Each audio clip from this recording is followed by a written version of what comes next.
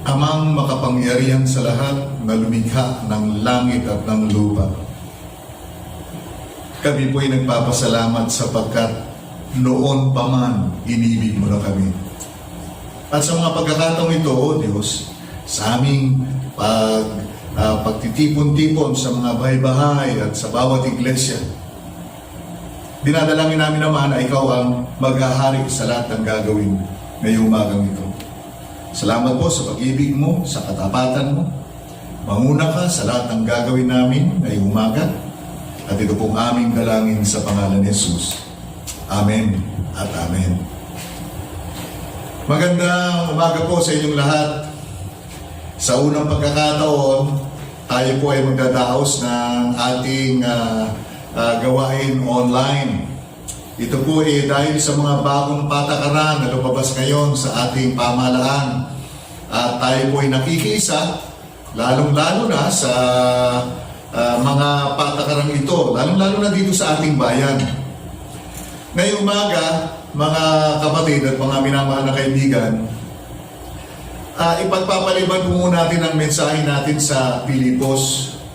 Dahil po, nais ko pong basahin yung ginawa kong pastoral letter para sa lahat ng mga iglesia natin. Kaya ito pong mensaheng ito ay mapapakinggan din ng 18 mga churches natin at yung iba't ibang mga outreaches natin. Kaya sa umagang ito, gusto kong iukol ang panahon na ito para basahin uli o ipahayag uli yung mensaheng akin pong binigay o binigay ng inyong lingkod, ng inyong bishop, sa mga pasto na dumalo. Alam ko po yung mga churches ngayon sa NCR at ibang mga lugar natin ay hindi na rin makakapagpulong. Kaya ito isang pamamaraan para po maipahatid natin yung mga mensaheng ito. Anyway, ito po yung laman ng mensahe. Mga minamahal na kapatid at kamanggagawa sa Panginoon, 155,861 na ang nahahawang nilalang sa buong mundo. Ito ay nakakalat sa 151 bansa. 5,815 sa mga nahawang ito ay namatay na. Ngunit walang humpay pa rin kumakalat at naghahasik ng kapinsalaan sa kabila ng maigting na hakbangin upang mapigilan ang paglaganap nito. Kanina umaga, binuksan ko yung news at ayon sa Department of Health, 111 na ang naitala na nahawa sa ating bansa sa pangkasalukuyan. At 8 dito ay pumanaw na. Sinabi din ng nakatalang statistiko o sinasabi din ng nakatalang statistiko na hindi na may tatanggi ang local transmission. Ang ibig sabihin po nito, nagkakahawaan na tayong lahat. Tayo, bawat isa. Bago ko matapos ang pastoral letter na ito, hindi imposible na marami pang mahahawa sa ating mga kababayan. Ito ang hinaharap nating hamon sa virus na tinatawag na COVID-19. Bilang mga anak ng Diyos, sa kawan ng One Mobi at dito po sa kawan ng First Peacemaker Church of Cainta, ano ba ang wastong tugon natin sa pandemic na dulot ng COVID-19? Iminumungkahi ko sa bawat miyembro ng kawan ang mga sumusunod. Una, tiyakin mo kung saan mo ibabaling ang iyong pag-asa. Tiyakin mo kung saan mo ibabaling ang iyong pag-asa. Know where you put your trust in. Madaling matukso sa mga bagay na nakikita at nahahawakan upang matugunan ang ating pangangailangan sa kalagitnaan ng krisis na ito o sa kalagitnaan ng krisis at kabigatian. Sa totoo lang, hindi talaga ito ang makapagliligtas sa pinagdadaanan natin. Maaaring makapagbigay ito ng pansamantalang kaluwagan sa ating kalagayan, ngunit sa katapusan ng lahat, lalo pa tayong ilulubog nito sa kapahamakan. Sabi ni Haring David sa awit 20 verse 7, mayroong umaasa sa karwahing pandigma at mayroon din sa kabayo nagtitiwala. Ngunit sa kapangyarihan ni Yahweh na aming Diyos, nananalig kami at umaasang lubos. Bilang mga anak ng Diyos sa kawan ng One Mopi at lalong-lalo na dito po sa FPCC, huwag tayong umasa sa ating lakas, talino, kayamanan o sinumang tao at institusyon sa pagtugon sa ating matitinding pangangailangan. Bagamat ginagamit ng Diyos ang mga ito para sa ating kapakanan, sila ay mga daluyan lamang ng biyaya ng Panginoon. Ang tunay na pag-asa natin ay ang pag-angkla ng ating pananampalataya kay Kristo Jesus na siyang pinagmumulan ng lahat ng biyaya ng Diyos. Pangalawa, piliin mong pagharian ka ng iyong pananampalataya kay Kristo at hindi ng takot. Be governed by faith and not by fear. Hayaan po nating maghari ang pananampalataya kay Kristo at hindi takot. Anong ibig sabihin nito? Sa salita ng mga kabataan natin ngayon, huwag kang praning. Bilang mga anak ng Diyos, namumuhay tayo batay sa pananampalataya sa Panginoon at hindi sa mga bagay na nakikita. Sabi nga sa pangalawang Korinto chapter 5 verse 7, we live by faith and not by sight. Sa panahong ito, pairalin natin ang paninindigan ng may akda ng awit 27:1 nang sabi ay ganito, si Yahweh ang ilaw ko at kaligtasan. Sino pa ba ang aking katatakutan? Si Yahweh ang muog ng aking buhay. Sino pa ba ang aking kasisindakan? Ang pananalig kay Kristo ay nagbubunga ng kapayapaan, ngunit ang takot ay nanganganak ng kabalisahan. Faith always results in peace, but fear gives birth to worry. Ayon kay Corrie ten Boom, isa sa kinikilalang bayani ng pananampalataya, ito ang sabi niya, worry doesn't empty tomorrow of its sorrow. It empties today of its strength. Pag ikaw ay nag-aalala, hindi pa dumarating yung kinabukasan, apektado ka na. Nag-uumpisa po yung problema mo ngayon. Kung tayo ay natutuksong matakot dahil sa mga nakikita at nadidinig nating masasamang balita sa ating kapaligiran at bansa, sundin natin ang payo ni Apostol Pablo sa mga taga-Filipos, chapter 4, verse 6 and 7. Ito po ang sinasabi, huwag kayong mabalisa tungkol sa anumang bagay. Sa halip, hingin ninyo sa Diyos ang lahat ng inyong kailangan sa pamamagitan ng panalangin may pasasalamat. At ang kapayapaan ng Diyos na hindi kayang maunawaan ng tao ang siyang mag-iingat sa inyong puso at pag-iisip dahil sa inyong pakikipag-isa kay Kristo Jesus. Mga kapatid at mga kaibigan, tayo po ay tagahatid ng kapayapaan na nakamit natin kay Kristo Jesus. Nawa sana huwag manggaling sa atin ng mga bagay na magbubunga ng kabalisahan. Ito ang pagkakataon na maipakita natin sa lahat ng tao ang kapanatagan at kapayapaan na bunga ng ating pakikipag-isa kay Kristo Jesus. At dahil dito, kung wala tayong maidadagdag sa ikapapanatag ng lahat, huwag na tayong magsalita. Pangatlo, mahalin mo ang iyong kapwa sa pamamagitan ng pag-ukol ng panahon para sa kanila. Sacrifice for others in Christ's love. Ang epidemya na hatid ng COVID-19 ay isang pagkakataon sa atin na magliwanag katulad ng mga tala sa kalangitan, sa madilim ng mundong ito. Mababasa natin yan sa Pilipos Kapitulo 2, talatang 15.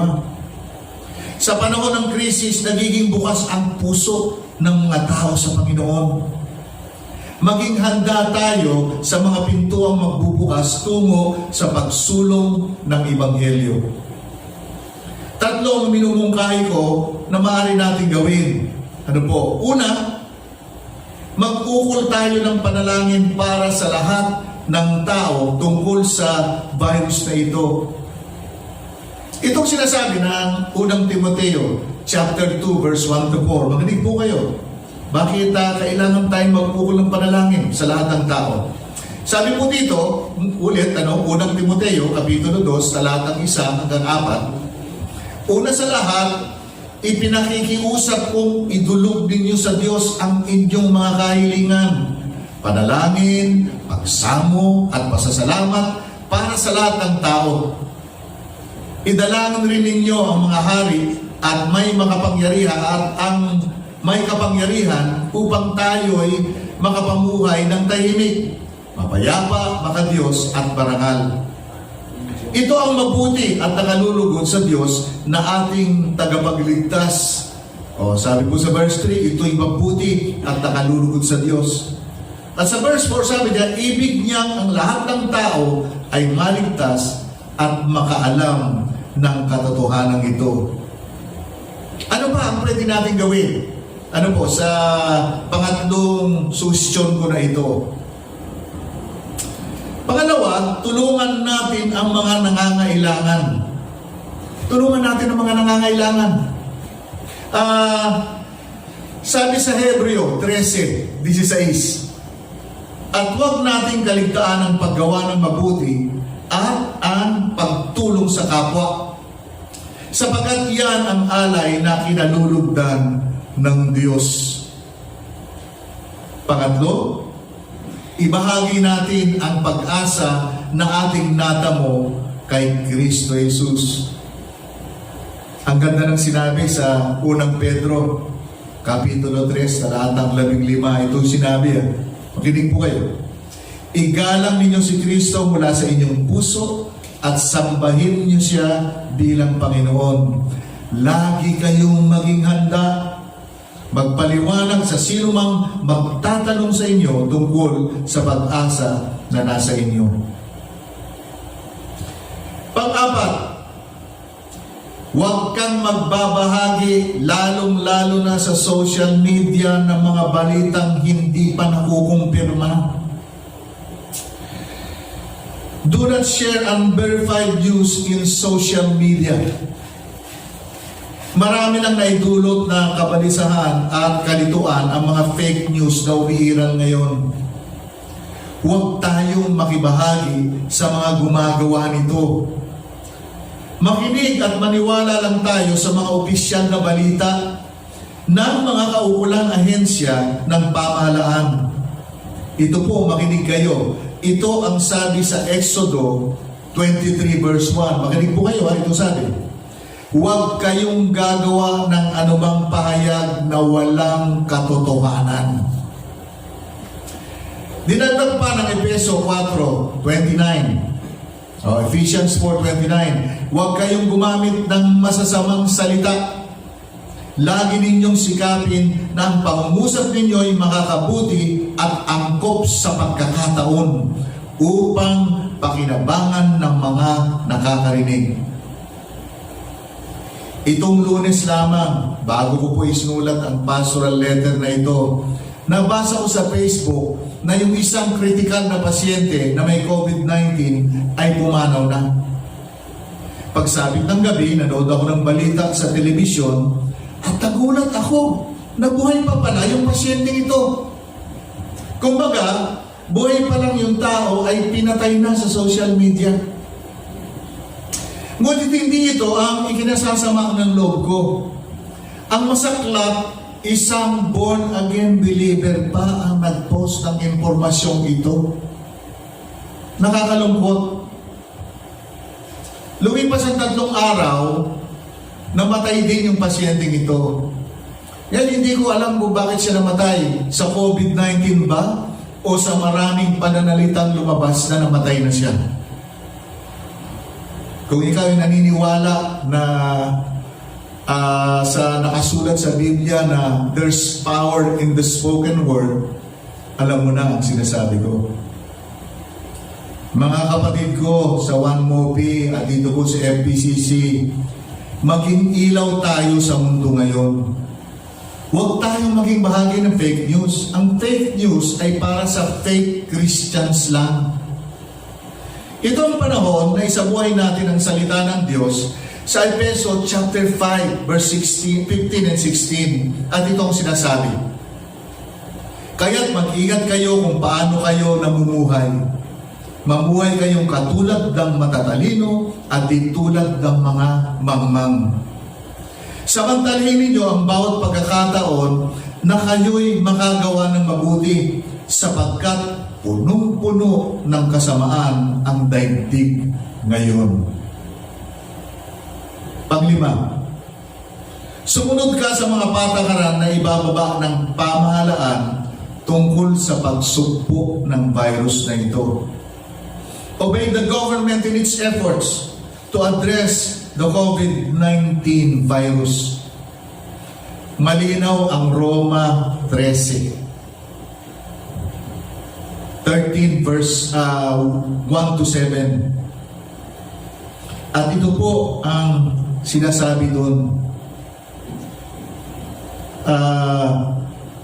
Atin pong magpasakop tayo sa mga namamahala sapagkat sila itinalaga ng Diyos sa ikabubuti natin. Yung verse 4 po ang mahalaga doon. Sinabi doon, sila yung mga lingkod ng Diyos sa ikabubuti mo. Verse 4. At dahil dito, hinihikayat ko ang lahat ng, na mag-ingat at pangalagaan ng bawat sarili. Uminom kayo ng maraming tubig at vitamin C. May nagtanong sa akin sa pagpupulong, Pastor, paano wala ng vitamin C? Di yung vitamin capital C, si Kristo. Umiwas din tayo sa paglalabas-labas patungo sa mga malls at matataong lugar kung hindi naman mahalaga ang lakad natin. Katulad na nakalabas sa mga guidelines, wala munang beso-beso at hawakan ng kamay sa ating mga gawain. Sa halip, ipalit natin ang elbow bump at ang knuckle bump sa ating pagbati sa isa't isa. Kung tayo ay may karamdaman, magsuot tayo ng face mask at ugaliing magtakip din ng bibig kung uubo o babahin. Hinihiling ko din sa bawat church natin, kung ito kung matatapos na ang municipal or quarantine, no, na maglagay ng alcohol sa entrance ng sanctuary na magagamit ng mga dumadalo sa ating worship. Ang lahat ng ito ay hindi pagiging praning, bagkus pagiging matalino. Katunayan, ang sabi sa Kawikaan 22 verse 3, kung may dumarating na panganib, ang matalino'y nag-iingat. Ngunit di ito pansin ng mangmang, kaya siya'y napapahamak. Maganda tayo at magtabi ng mga pangangailangan natin sa hinaharap. Ngunit huwag tayong magpanik buying. Walang magagawang mabuti ito sa karamihan. Ang panic buying ay kawalan ng pag-ibig sa kapwa. Taliwas ito sa pahayag ng Filipos chapter 2 verse 4 na ganito ang sinabi, pag malasakitan ninyo ang kapakanan ng iba at hindi lamang ang inyong sarili. Kung aking susuriin ang verse na ito, lumalabas na ang panic buying ay pagsuway sa utos ng Diyos.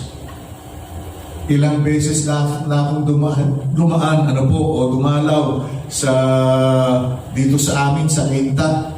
sa Save More, sa SM Save More, at nakikita ko, gusto talaga yung mga gamit, pang sanitize, katulad ng alcohol, at iba pang bagay. Dahil, ang mga tao, nagbubili ng kahon-kahon.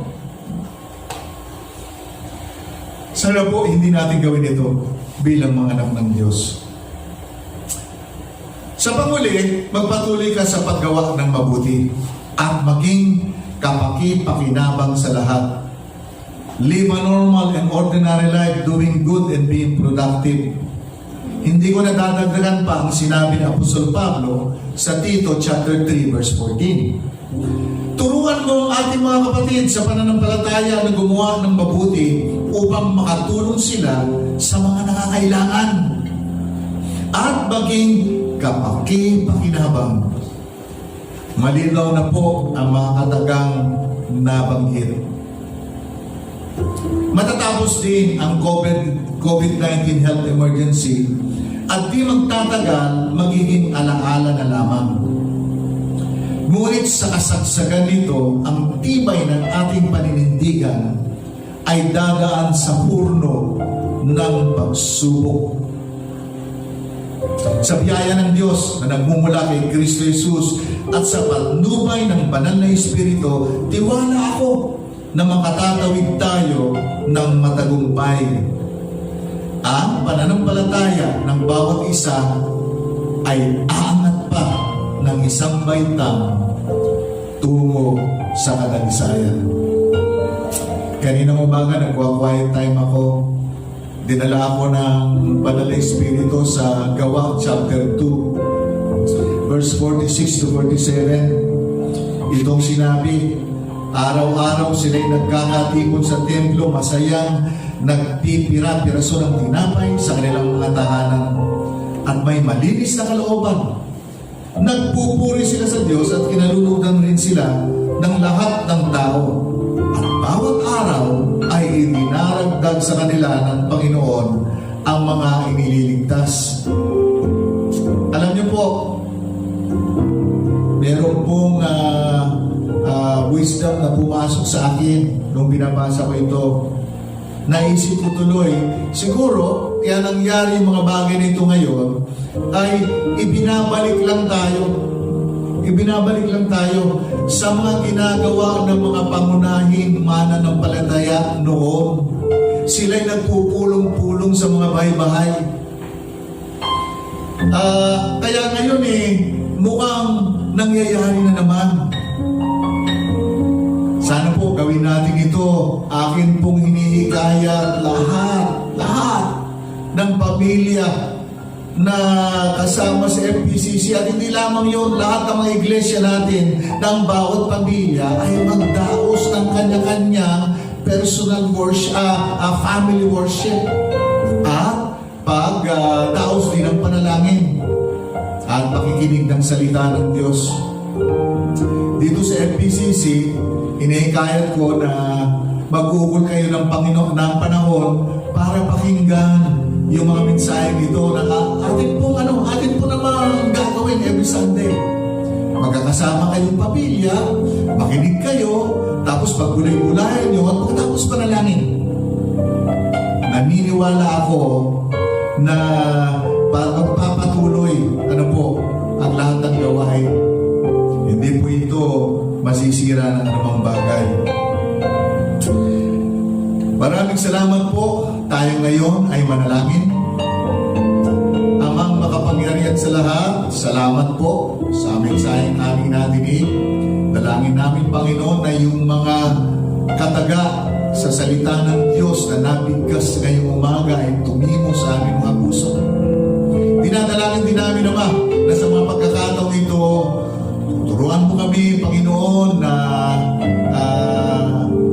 makasunod sa aming pamahalaan o sa namamahala ng aming bansa at bayan. At Ama, dalangin namin na sa pamamagitan ng banal na Espiritu, kami, O Lord, magliliwanag. Magdadala pa na pag-asa sa lahat ng mga kausap namin. Ama, dinadalangin namin ang mga autoridad, Lord God, dito sa aming bansa, Presidente, yung lahat ng mga kawani, Panginoon. O Lord God, na bigyan mo pa ng kaalaman at katalinuhan kung paano pa, O Diyos, masusumpo yung sakit na ito o yung virus na ito. Dalangin namin, Panginoon, na yung mga programang ito ay lalong magpapatibay, Ama, ng pagsugpo ng COVID-19. Lord God, pati na yung mga scientifico, yung mga doktor na nag-aaral kung paano po, O Diyos, magagawa ng vaccine o kaya ng antidote dito. Dalangin din namin na i-guide mo sila, Lord God, upang makahanap sila, Panginoon, ng nauukol na ng vaccine at ng antidote para sa COVID-19. Walang imposible sa iyo, Panginoon. Salamat po, O Diyos, sapagkat alam namin na bagamat nangyayari mga bagay na ito, hindi ka nagugulat. Alam mo ito lahat, Panginoon. Salamat din sapagkat napakinggan mo ang laman ng aming mga puso sa panalangin aming ibinigay sa iyo, O Diyos. Sabi mo, Panginoon, sa Pilipos chapter 4, verse 6 and 7, na huwag kami mabalisa. Pagkos, dalhin namin ang aming mga panalangin sa iyo. Na may pasasalamat. At sinabi mo, ang kapayapaan ng Diyos, o hindi maliit na kapayapaan, ay tatanggapin namin at siyang magiging gabay sa aming pag-iisip at puso. Ayun po ang aming hinihingi ngayong umaga. Sa ngalan ng Ama, ng Anak, at ng Espiritu Santo.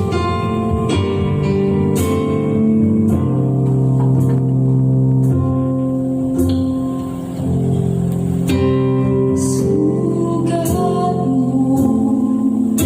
kagalingan ko, bawat patak ng dugo, pinatawag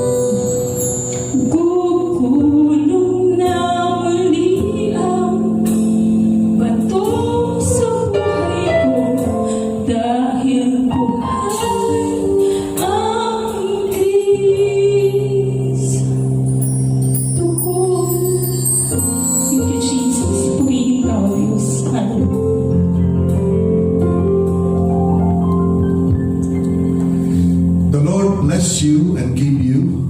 The Lord make His face to shine upon you and be gracious unto you. The Lord lift up His countenance upon you and give you peace. Amen and amen. Hallelujah.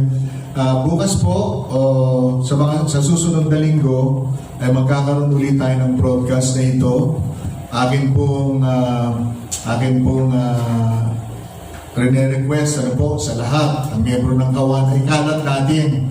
At sa mga iglesia ng MOPI, lalong-lalo na sa mga walang pasilidad, o hindi makapagpulong ng bilang sa iglesia, i-share din po natin ang video ito at gagawa tayo ng ganito linggo-linggo. Salamat po sa inyong pakikinig. Pagpatuloy tayo sa Panginoon, hindi na tayo pababayaan. God bless you.